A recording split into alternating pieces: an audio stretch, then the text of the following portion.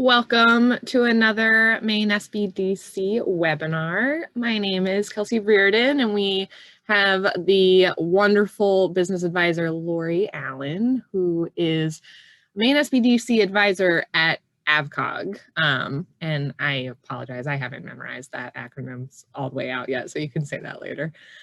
Today, we are going over the best practices for customer service. And so it's, we're saying that customer service is pretty subjective, and so this is going to be a lot of like best practices, pros and cons, things that we think are important. But again, this is a good opportunity for you to think about your values and what your business stands for and what kind of experience you want your customers to have. Go ahead and utilize the chat feature for any questions you have. And also it sounds like it'll be a little bit participatory. So we'll be looking for some of your answers in the chat. And so feel free to also introduce yourself.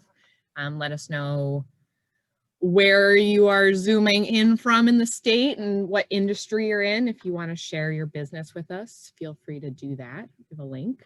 And then any questions at all. So we'll definitely have time at the end if any questions are unanswered. As well as after the event, you will receive a follow-up email from me that will include a link to the recording and the slides. So any resources that we talk about, there's a couple links that we want to make sure you have. And so I will be sending out all of that and our contact information afterwards. So if you are not familiar, we are the Maine Small Business Development Centers, and we're here to help with any small business needs or questions that you could possibly have. And so there's a big orange request advising button on our website. That is the best way to get in contact with a business advisor. And all of that contact information will also be in my follow-up email. So without further ado, I will pass it over to Lori. Thank you. And thank you all for joining us today. I hope to make this as interactive as we can, given our format and the land of Zoom. So yeah, I am based at AVCOG. It's the Androscoggin Valley Council of Governments. And I'm in Auburn. I live in Brunswick. And I'm excited to do this, even though, as I was talking to Kelsey earlier, it's like a huge topic. And so at one point I had like 40 slides and I started to like have to pull things out. So if there's stuff we don't talk about, there's time at the end that we can, if you have questions or whatever. I really tried to focus on the things that I feel are really important based on the 15 or so years I've been doing this work, but also I spent 8 summers, 4 in high school and 4 in college, working at a campground in Western Maine. And while I can't say that I've seen it all, I've seen a lot when it comes to customer service. And so I definitely fell back on a lot of my own personal experience being in customer service and having to deal with the public over the course of my career. And I will also just say that I did have a little fun with these slides. We're all zoomed out, and I wanted to put something together that was like fun to look at. So if it bothers anybody in any way, just let us know and I can send you a slide deck without the pictures. But I needed some fun in my life these days. So chances are, if you're here, you know about the Small Business Development Center, and Kelsey told you a little bit. We do work with people who are trying to start and grow businesses. We provide free, confidential one-on-one advising sessions. It's funded, our work is primarily funded by the SBA, but also the Maine Department of Economic and Community Development, the University of Southern Maine. And like I said, we're all hosted by different organizations around the state. And you can just go to our website. A couple disclaimers. I don't think they're going to come into, not going to be an issue today, because we're not really getting into legal or accounting issues, but we're not attorneys and we're not CPAs. So we can't give you legal advice. We can certainly talk to you about things in the context of business, but you will need to talk to an attorney if you have a legal issue, or a CPA if you have a tax issue. So I want us to start out, and if folks, Kelsey, can you help me? I can't find the chat, or is there just not, there hasn't been anything in the chat yet?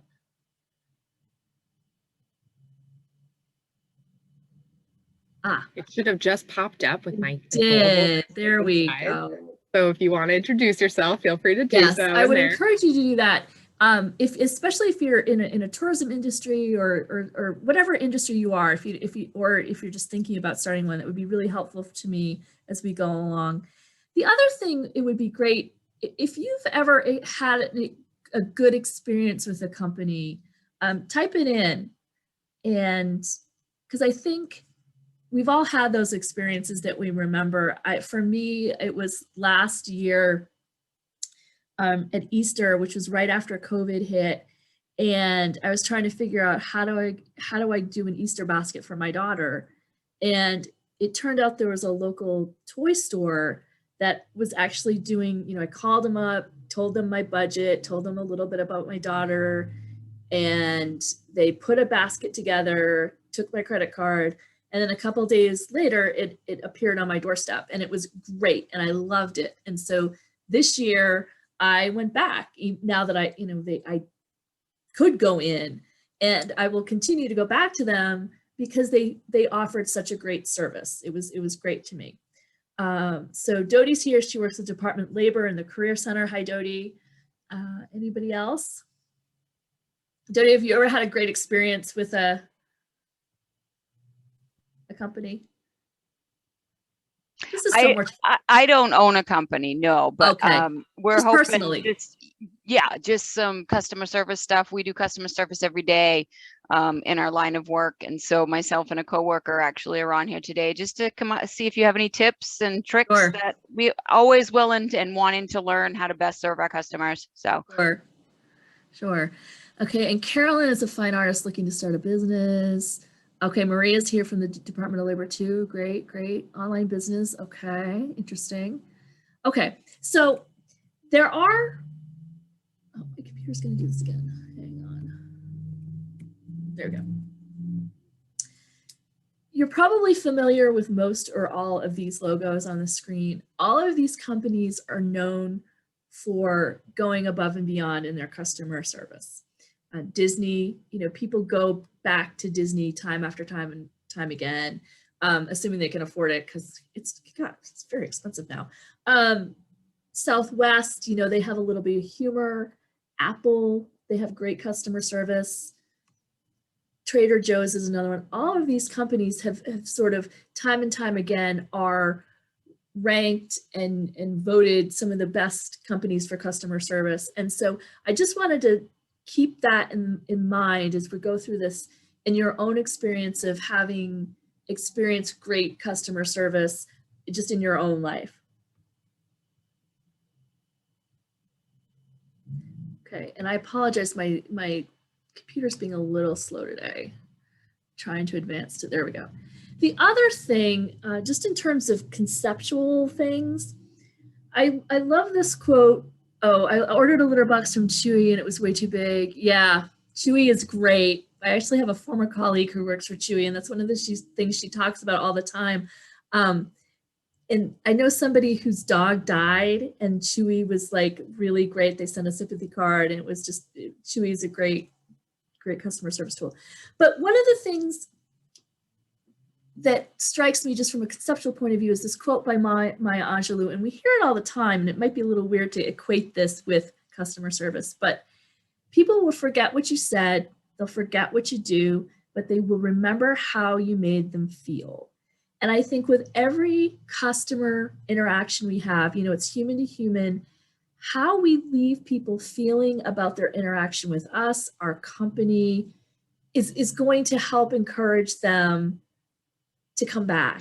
And they may not remember word for word what you said or how you fixed their problem, but they're going to remember, oh, they were so nice, they were so kind, they fixed the problem for me, and they're going to have that feeling. And particularly for, I don't know if anybody here is in the tourism industry, but a lot of folks who are in the tourism industry that want to set up repeat customers and people coming back to them year after year, it's creating that experience and that feeling that's so important.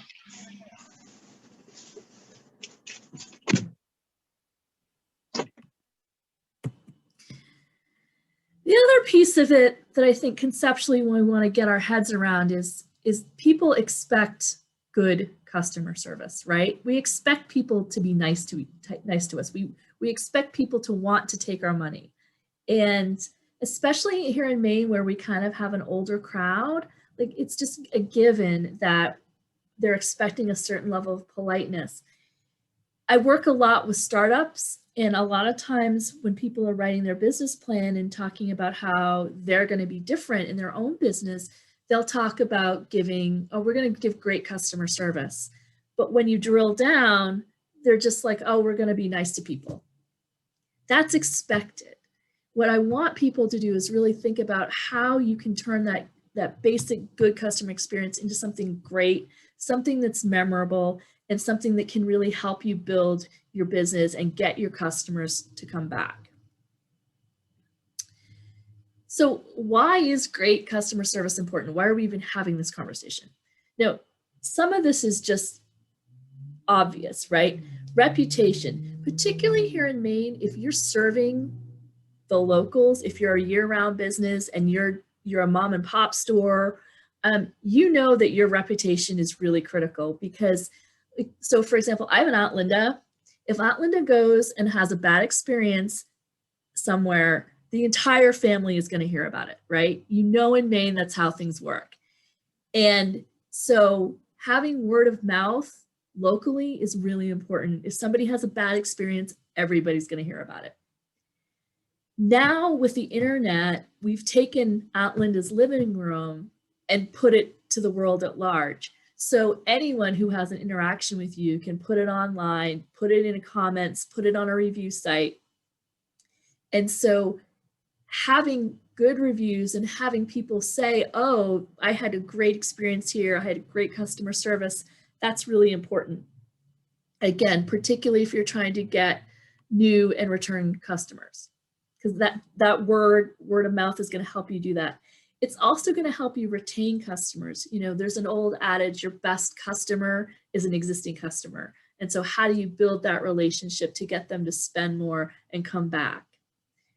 It's also been shown to increase customer loyalty. Like I said before, the little toy store in Yarmouth, I will go there again and again and again because I had such a great experience with them. I'm willing to give them my money, even though it probably costs a little bit more than going to a big box store, but they came in at a pinch for me, and I want to support them.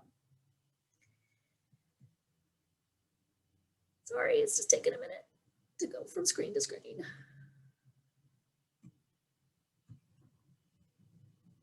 It's raining, so our internet, our internet is not the. You know what I'm gonna do? I hate to do this, but I'm gonna have to shut off my video. That's okay.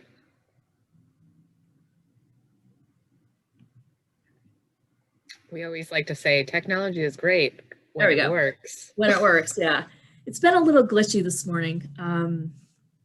Okay, so, but there are deeper reasons to care about customer service. For one thing, and these are all sort of based in the literature and research that's been done by all sorts of business research firms, but retaining a customer is cheaper than acquiring new customers. So if you're able to get somebody in the door and have them have a great experience, they're more likely to come back, and they're more likely to spend more than someone who's just coming in for the first time. The other piece of it is that how you treat your customers really becomes part of your brand, and it should represent your mission and your values. And we'll talk a little bit that as we go forward, but it's part of what your business represents. It's how your customers are experiencing your business. And so it really is that a critical piece of what you're doing. Customers are willing to pay more for quality service, high quality service, and there's, depending on what industry you're in, there's a number of ways that can go, but people are, and we saw that during COVID, right? People were willing to pay for extra services. They were willing to pay a little bit more for home delivery. They were able to pay, like some of the online shopping places, they upcharge the items. So it would be cheaper for me to just go to the grocery store, but I was willing to pay a little bit more for the convenience and safety of having those groceries delivered. And then finally, your customer service strategy and how you're treating your customers can really put you at a competitive advantage. Again, if I'm treated well at your place, I don't have a reason to go anywhere else.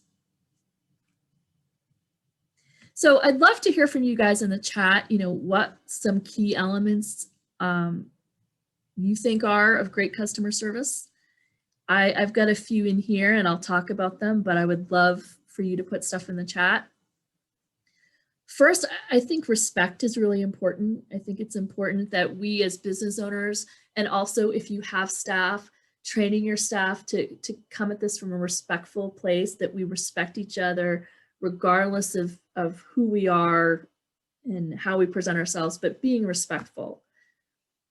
Absolutely, Dodie just put listening, and there's a whole section on listening in a few slides, but listening is incredibly important. I think sometimes, even over the past year, I've had people call up and they've been so angry, not at me or the SBDC, but just mad at something, and they just need to be heard. They just want someone to listen and hear them, and it's such a critical piece of customer service, is just hearing them.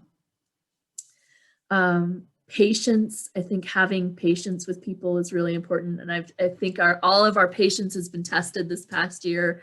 And I think kind of stepping back and taking a deep breath and saying, okay, I'm going to just be patient and deal with this issue and get through it is important.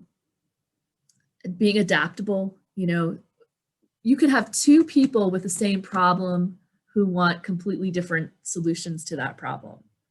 And at the same time, you need to be able to address those concerns that people have in the way they want them dealt with. So having that nimbleness and being able to adapt to those problems and being able to adapt your solutions accordingly.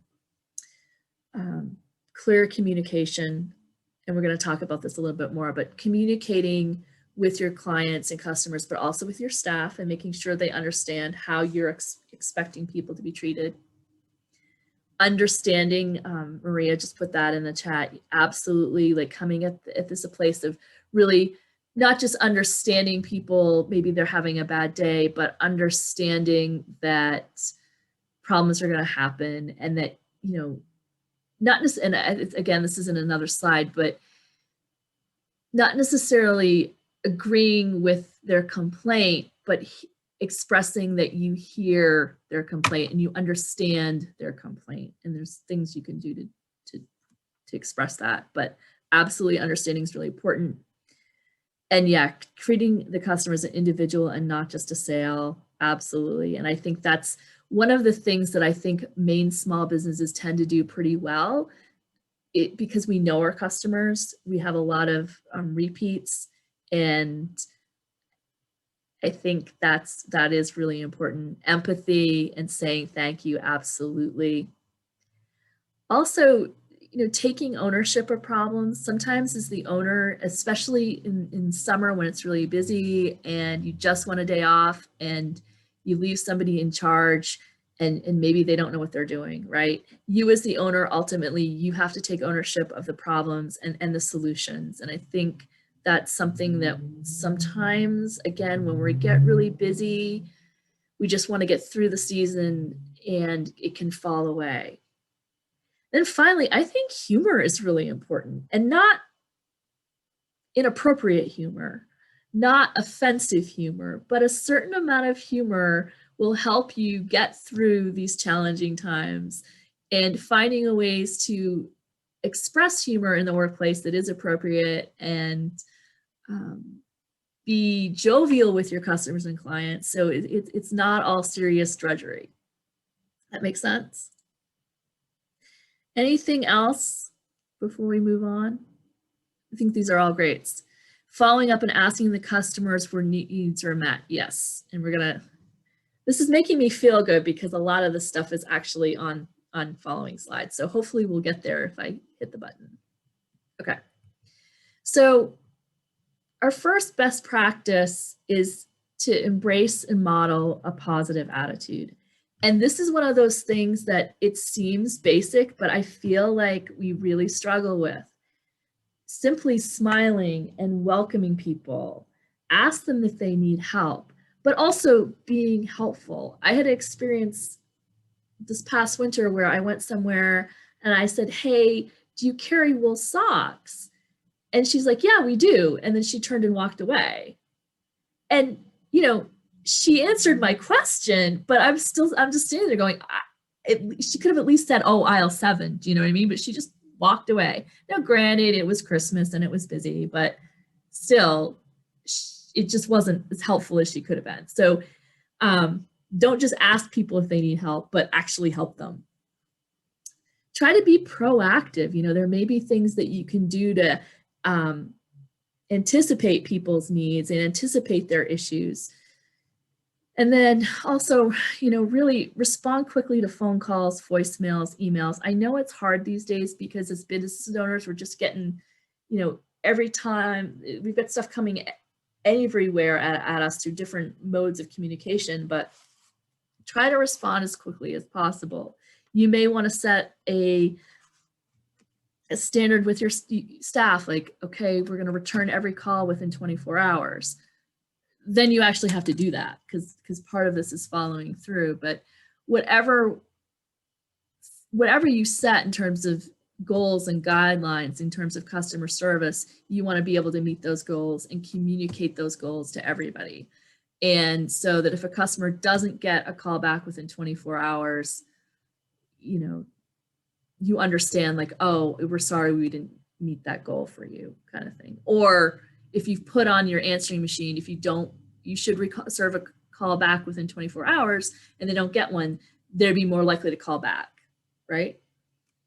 Anything else about, you know, being positive and showing a positive attitude, anything that you guys have experienced on in your own work?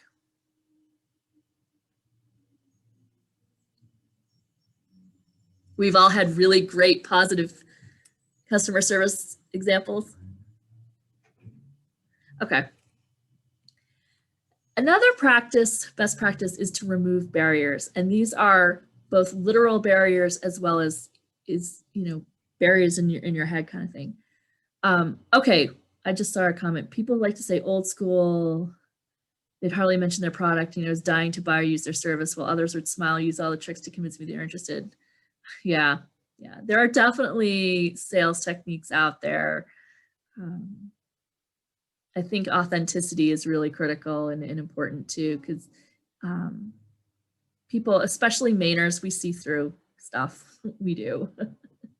So first of all, how can people reach you? Are you only available by phone, email, or social media? And however people find you, is the information the same? So for example, it's very common for me when I look at somebody's Facebook page, it might say we're open 7 days a week, 10 to 5. And then I go to their website and it says open Monday through Friday, 10 to 6. There'll be inconsistencies. And so as a customer, I don't know which one's right. And so I may have to call and maybe your phone goes to voicemail. And so really think about how are you setting people up to actually reach you and moving those barriers so that people actually can talk to somebody. And when they do call you, how can they easily talk to a real person, or are they getting put on hold forever? Are they having to go through the awful phone tree where press 1 for this and 4 for that? You know, being able to talk to a real person, again, particularly if you're in a service-based industry, is really part of customer service 101 for customers, clients. A couple of other things to think about, and you know, I know there are laws about a lot of this stuff, but obeying the law and being welcoming are two different things to me. And I really want to encourage people, don't just obey the law, but be welcoming and encouraging, and this goes to adaptability too. So if you have customers with physical challenges, you know, how are you welcoming into their space? If someone's in a wheelchair, do you have the right spaces for them? Are you equipped? And if not, can you do that? There are some ways that you can adapt your space.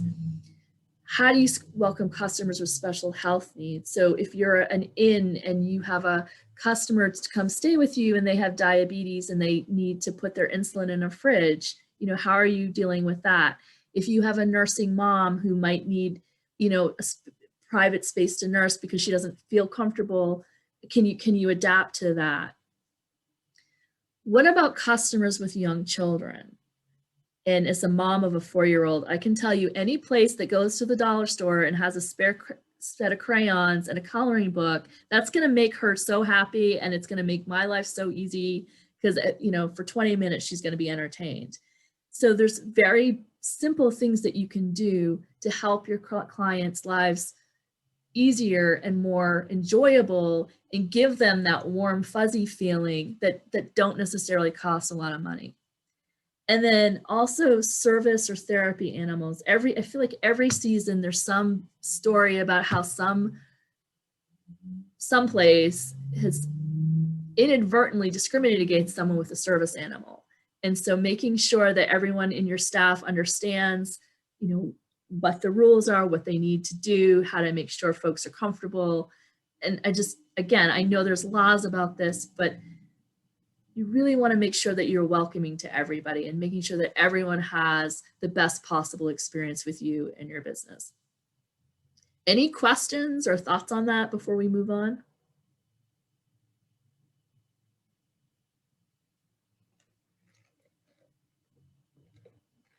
Okay. Another best practice, if you have a staff, train your staff. Your staff are your ambassadors. The worst thing that can happen is that you've got a couple of staff people complaining over in the corner and all your customers hear, right? You want your customers, your staff to feel good about how they're expected to interact with your customers. Some of them, especially if you're hiring teenagers and this is their first job, don't just assume they know what good customer service is or what appropriate workplace behavior is. You know, especially if someone, I remember my first job, I didn't know what I was doing. I didn't know what was acceptable behavior.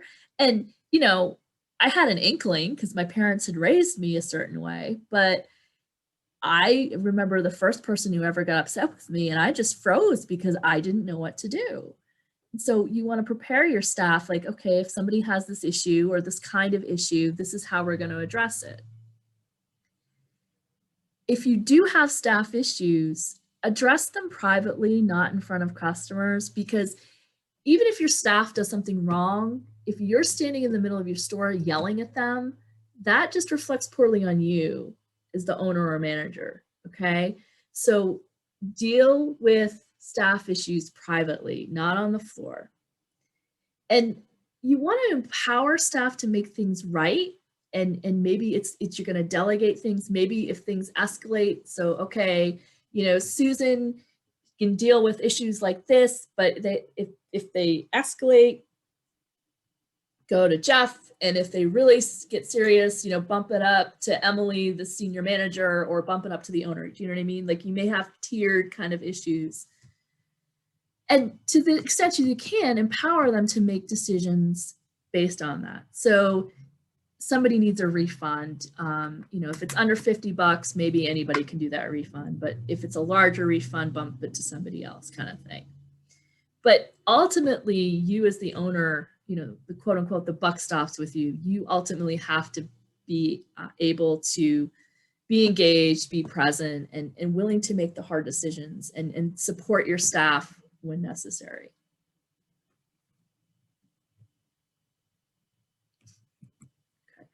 One of the training things that are available to you that I think is really good, it was developed by a consortium of tourism and New England, I can't read the New England School of Communications. This is a free service. It's called Welcome Me.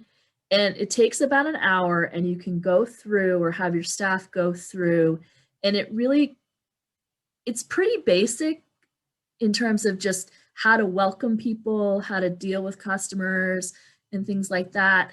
But it's a good starting space. And even if you're not in a tourism-based industry, a lot of it, you know, it's crossover information. It's relevant to anybody who's dealing with the public. And you can go through the different parts, and at the end, you get like a certificate that you can print out. So this is one way that you can train your staff. It's free. Again, it's typically some basic information, but it's good, especially for entry-level folks, and they can take this and then you can build upon it. But it's a free resources. I went through it. I learned a few things. I found it helpful.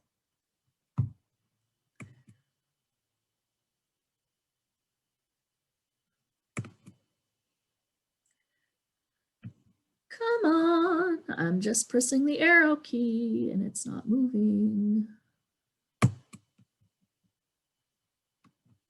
There we go. Okay. Another best practice is to set expectations. Make it clear to customers what they can expect. So for example, if you own a bed and breakfast and you're going to do a full service breakfast, say that. If a customer comes in expecting a full service breakfast and what they get is bagels and Danish and coffee set out on a sideboard, well, you haven't met their expectations. You haven't delivered on what you said you would do. And so that's where a lot of times problems can happen, where customers come in expecting something that was on a website that hadn't been updated, or, oh, well, it said this on your Facebook page, but you did that. So making sure that there's consistency in setting those expectations. It's also always a good idea to under-promise and over-deliver. And there's a million ways you can cut that, slice that, but you only promise things that you can deliver and then try to go the extra mile in helping people have a great experience. Follow through on statements made in marketing materials. And again, I think a lot of times, a lot of issues come up where people see something, they read something, and it's out of date or something's changed, but they still have that expectation. So making sure that, especially before the tour, if you're in a tourism related business, before the season hits, like you've gone through everything, your website, Facebook, social media, your marketing materials, and make sure it's right. And that the stuff you say you're offering, you are actually offering, because things change, but making sure that those expectations are real and they're met. At the same time, things happen. We all know things happen, and sometimes you can't provide a particular service. And so you want to figure out, you want to notify people as soon as you can, and you may want to offer some appropriate substitute or credit. So for example, if you say we're going to serve a full breakfast and the power goes out, well, that's not your fault. And so if you do you set out fruit and muffins and Danish for breakfast, chances are your customers are going to understand that. But if there was also a way to comp them, like, oh, well, why don't we'll let you pack up a lunch or something like that. There's ways to make it so that your customers feel like, even though they paid for full breakfast and they didn't even get it, that they still felt like they got something, that they were valued. And I don't know if that's a great example or not, but you see where I'm going with that. If you can't deliver on something, communicate it and try to make it right. This got mentioned a few slides ago, but listening is really, really important. You really want to listen to complaints. Sometimes when people they're complaining about something, but it's really about something else. And so you really want to hear them. And like I said before, sometimes people just need to vent and they just want to be heard. They don't necessarily need you to do anything. They just want you to hear. You don't want to get defensive or rush to argue, because that, if some customer's complaining and you've like got your fist clenched, that's not going to go well. So you got to watch your body language. Don't argue back. Just kind of ground yourself and take it in. Stay calm, breathe. Don't take it personally, because chances are this has more to do with them having a bad day than it has to do with anything you've done or anything your staff's done. But just listen, let it come in. As you're listening, you want to use what's called active listening skills. So you want to make eye contact. You want to ask some clarifying questions or paraphrase. So, okay, so what I hear you saying is the ice machine or the vending machine took your money and you can't get, you'd like a refund, something like that, right? But just paraphrasing it. So again, this helps them feel heard, but it also helps you get to the root of the problem. The second piece of this is using phrases like, I understand this is frustrating. I'm sorry this happened. I know it's disappointing, because this is a way that you can validate how they feel without actually validating that they're right or wrong. Because we know that despite the old adage, customers always right, sometimes they're not. And sometimes that's even a harder conversation to have, because then you have to sort of explain, you know, well, I know it's disappointing, but, you know, unfortunately our policy is, you know, quiet times at 10 p.m. and we have to ask you to put the fire out. We had that all the time at the campground, right? So validate how they feel. And then if it is a real problem that you can solve and need to solve, you may consider asking them, how can we make things right? And this is where sometimes this is appropriate to do. Sometimes it's asking, you're wading into a minefield, because they could say, well, I want a full refund because you burned the toast that morning. So, but if you feel like, sorry, if you feel like you can have a conversation with them and get their feedback on what they would like you, or how you would like to deal with this problem. I'm sorry, I'm losing my voice. It might be a good option to do. And again, gets to that point of them feeling heard and helping to come to a mutually good solution for whatever problem they had. Another thing that I think is a really good practice is to conduct customer surveys. And these can be as simple or as complicated as you would like to make them. They could be simple comment boxes. You could have a survey that they fill out before they check out. If you're collecting email addresses, you can email a survey after folks leave.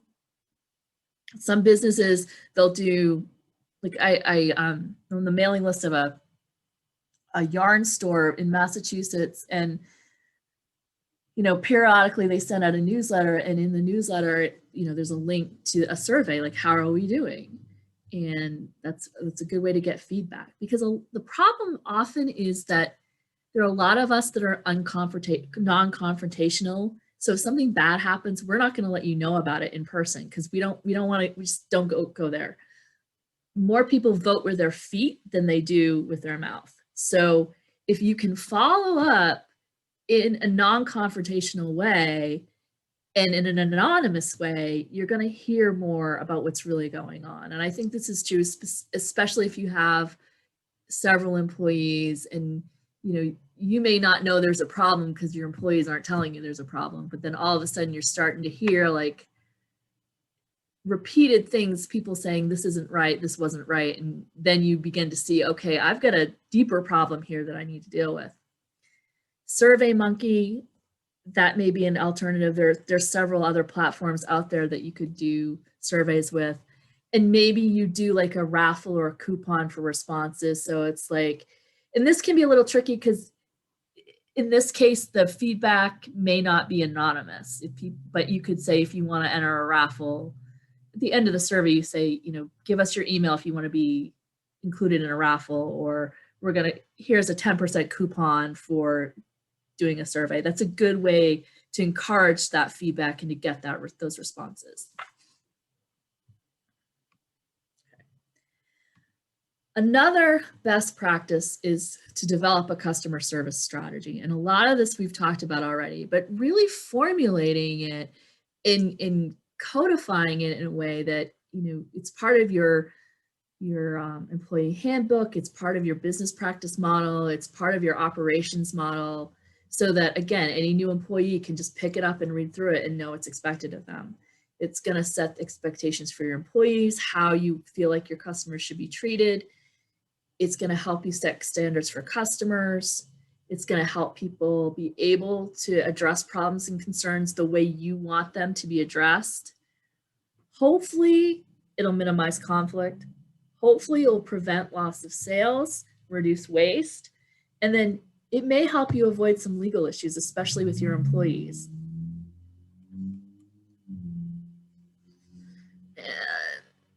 Come on, next slide. Next slide, please.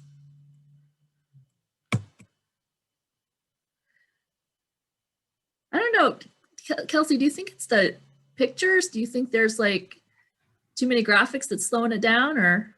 Honestly, I have no idea. I hope Yeah. not. That would be a silly thing for the internet, but it's possible. I think it's the Just internet. Yeah. Once it starts, I feel like. I swear I'm hitting the button here and it's just frozen. Come on. Yeah, this seems to be a common enough issue, like globally in all of the Zooms that I'm joining. I'm That I just gonna feel like stop my share for a minute and then start again because this one's frozen. It's been frozen for quite a bit. So try this. just, you know, the classic turn it off and turn it back on. Right. That's what IT would tell us to do. I know, right? There we go. Ta-da! Okay. Now we're back. The elephant. Okay. So another piece of this is hiring the right people. And right now, this is really hard. I just had a client consult this morning, and she's just bemoaning the fact of how hard it's been to hire people right now, and hire anybody for that matter, let alone the type of person she really wants to help run her business. But hiring the right person is so critical to making things go well for you. Providing training to the employees, rewarding employees for providing above average service. Okay, and whether this is something that you see, whether you hear about it from another employee, or maybe a customer leaves a review and said, you know, Karen at the front desk was amazing. You know, let people know that. I know that for me, I got a card in the mail the other day from a client, and she was just, it was handwritten, just saying how helpful I was and how I gave her confidence. And it was just beautiful. And it was such a spark for me, because some days, you know, our work here is pretty heavy, but just knowing that I helped somebody was great. And so whatever you can do when you get good feedback from an employee, let them know, and maybe find a way to reward that. Even if it's a $10 gift certificate to Dunks, you know, it doesn't have to be something expensive, but, you know, encourage the behavior you want to see in your employees. Set your goals and policies around customer service. At the same time, you want to reward people. You also want to hold staff accountable. You know, if they're not doing their job, if you're seeing complaints, hold them accountable and make sure they understand, you know, this can't happen. You may want to also do a touch point to identify pain points and opportunities. So for example, say you own like a mini golf place, right? So they come in and they say, you know, we're going to play this round, and they buy their balls. There's touch 1. Touch 2 is as they go around the golf course, what's happening if they get on the course and somebody's kid is just, you know, whacking balls left and right? How are you dealing with people being unruly on the course? Maybe they go to a refreshment stand. What was their experience there? So you may have different places within your business that customers interact with your staff and receive service. And so what happens with each point of pain point, for lack of a better term, and how are you going to deal with those issues? And if you can map those out preemptively, it's going to prepare your staff, and it's going to make your customers have a better experience. Finally, and we're going to spend some time on this because I think it's incredibly important, and it's one thing that I don't see people doing a lot of and doing it well, is monitor social media and responding accordingly. I found this the other day on Facebook, and I thought it was hysterically funny. Come in and try the worst coffee one woman on TripAdvisor has had in her life. Now, if you have a sense of humor, you might think that's funny, and you'd be like, I'm going to go try it just for the heck of it. Like, how bad could it really be, right? It was only one person. But other people might see that and go, oh my God, I'm not going near that place. Somebody complained about their coffee. Depends, I guess it kind of depends on how serious you are about your coffee. But this is the stuff that happens now online. People are out there saying really good and really bad things about your business, and you got to stay on top of it. So there's all sorts of places, there are Google reviews, Facebook reviews. Depending on your type of business, you may be on some referral sites like Angie's List, Airbnb, or Care.com. Yelp is its own even animal. Maybe you collect stuff on your website or other social media platforms like Instagram. People may be commenting and raising issues. Especially, I've seen a lot of things on Instagram lately where I follow a lot of small businesses on Instagram, and people will come and say, I can't get in touch with you, my order got screwed up. And that's right there on Instagram for everybody to see. So that kind of goes back to how people are finding you and how quickly are you responding to them, because you want to prevent them announcing to the entire universe that you screwed up their order. So these are just some real reviews I pulled off online, just to give you an example of how they can skew. And these are the good ones. So I loved every minute, would definitely go back. The check-in staff was amazingly friendly, wonderful stay, clean, great location, friendly and helpful staff. Nicely run, the staff we met were outstanding. The front desk was very helpful. Now, this is a place that I would have no qualms about going to, right? Great reviews. Sounds like they care about their customers. Sounds like they care about their staff. It's clean. Sign me up. Our bed was so bad that my husband's back is still hurting. Did not feel safe as stairways were crumbling down and there was no lock on the outside entrance. So clearly there's some safety issues going on here. Staff was friendly, but it was gross. Dirty, couldn't wait to get out of there. Disappointed, there seems to be no pride in the quality of this place. I don't want to go there, right? And this is on the internet. And they're just these reviews that there's no response to them. They're just out there. Now, I do want to note that not all review sites will let owners respond. So some of this stuff may just live out there. But when you can respond to things, I think you should. And there's right ways to do this and wrong ways to do this. Gosh, I guess it was 2 summers ago, my husband and I were going to go to New Hampshire, and we found a place that we wanted to stay at, and then I found the reviews. And there were a couple of people who had complained, and the owner just was like writing completely inappropriate stuff back, and it became pages of the owner and these customers going back, and it was a huge saga, and it was kind of entertaining actually to read. But needless to say, we didn't stay there, and that's not what you do. You don't go on these sites and pick fights with the people who complain about you. You can, encourage people to leave reviews, but you don't want to say, give me a 5-star review, or somehow say, give me a 5-star review and blah, blah, blah, I'll give you this. Because a lot of sites frown on that, and they get feedback from people, and so they may start blocking reviews of you if you're doing this on a consistent basis. Thank people. If people write on Yelp, hey, we had a great meal, we had an awesome experience, you can say thank you for that. I'm glad we, thanks for being a customer. I'm glad we met your needs. If people do leave negative reviews, there's a way to do this respectfully, but also kind of proactively. And there's some sample language here. I'm sorry to hear about your recent experience. This does not meet our high customer service expectations. Please contact me at, whatever, to discuss how we can make this better. Something along those lines.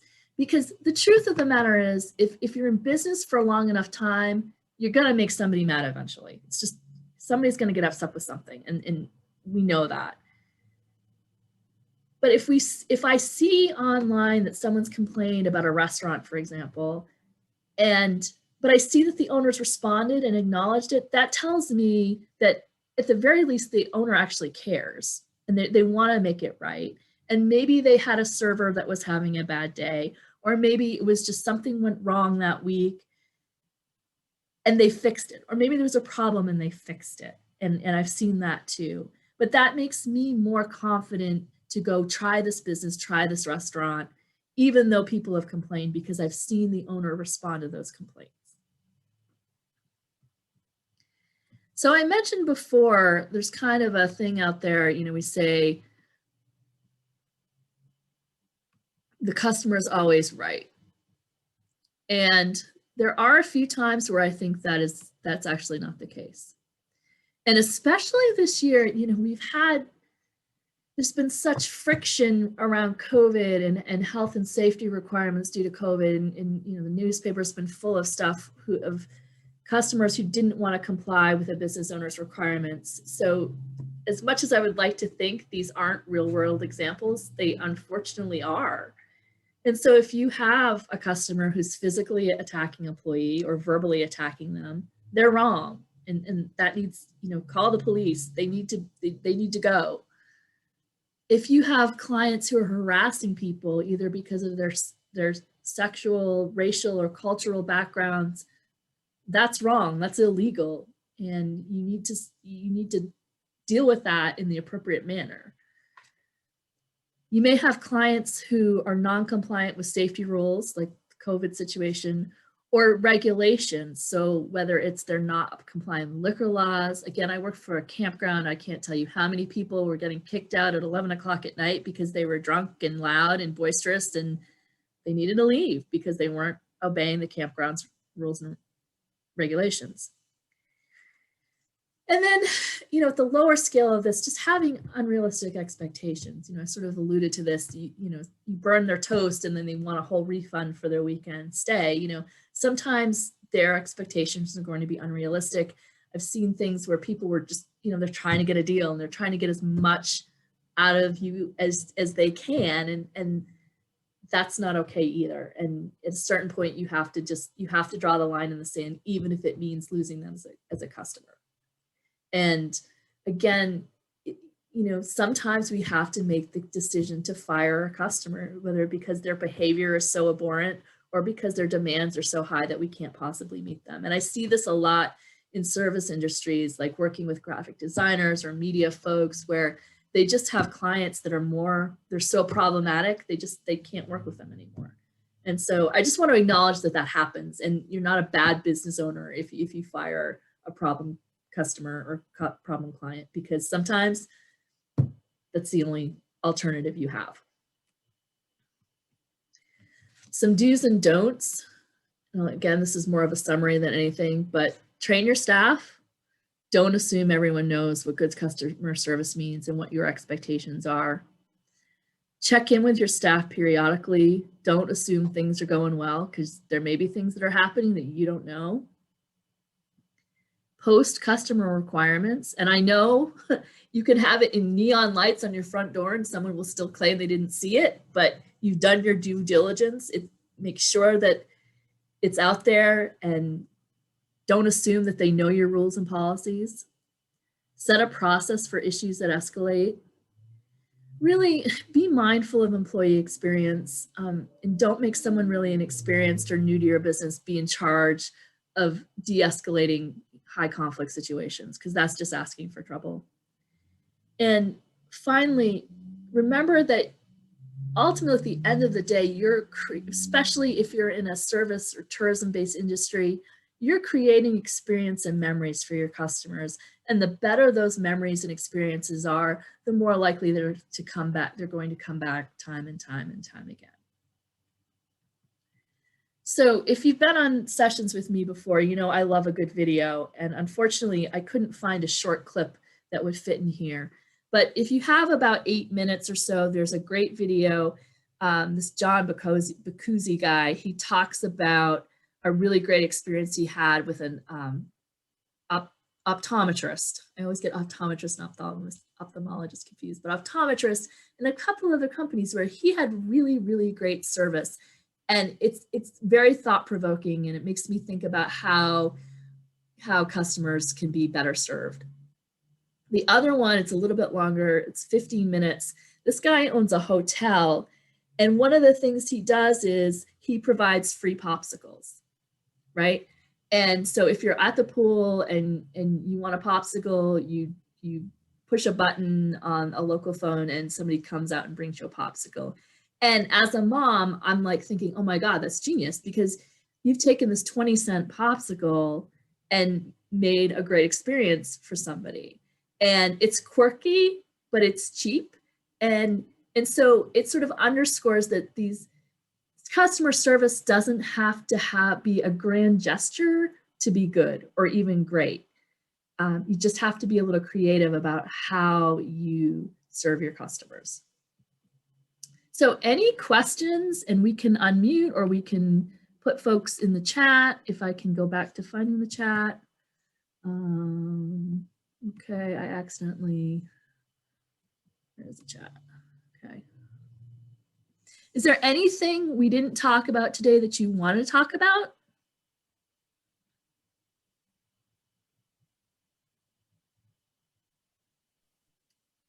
Anything you feel like I missed? I think this was really great. And I may have missed at the beginning. Did you say that we were going to get copies of the presentation? Awesome. Awesome. Yeah. Great So tips. Yeah, Sorry, Kelsey will send it out.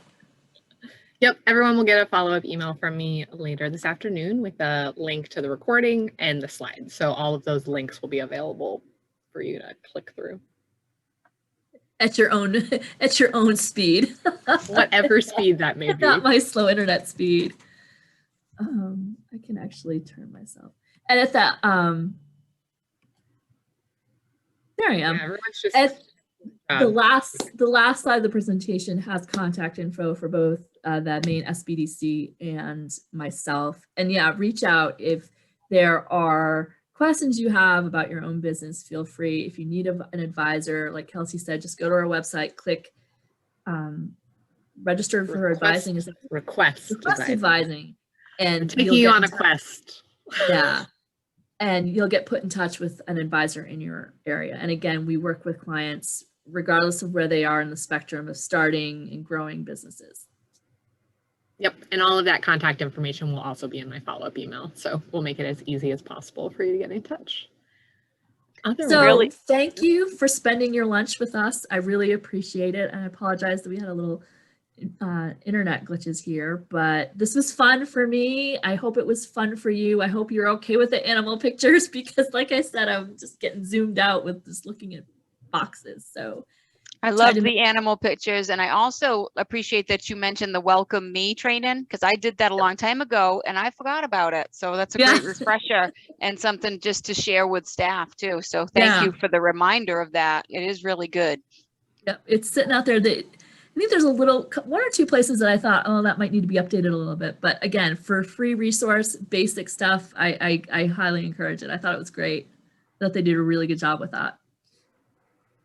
So, all right. Well, I hope you enjoy the rest of this rainy day and hope to see you again on another session soon.